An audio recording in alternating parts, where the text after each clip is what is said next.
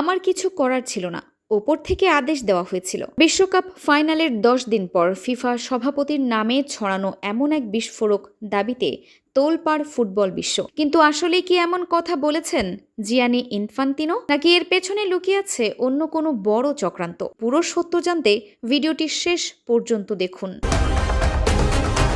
বিশ্বকাপ ফাইনাল শেষ হলেও সোশ্যাল মিডিয়ায় বিতর্ক যেন থামতেই চাইছে না।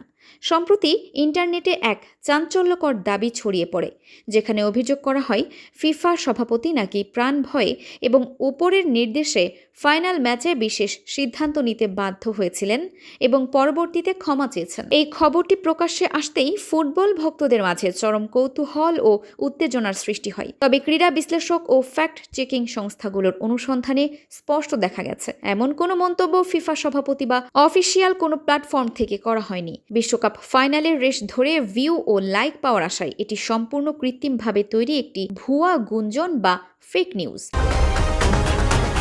2026 সালের আধুনিক ফুটবলে কোনো আন্তর্জাতিক ম্যাচের পর এমন চক্রান্তের গল্প ফাঁদা এখন সোশ্যাল মিডিয়ার নিয়মিত ড্রামায় পরিণত হয়েছে। ফুটবল ঘিরে এমন ফেক নিউজ ও ভুয়া দাবি ছড়ানো নিয়ে আপনার মতামত কি?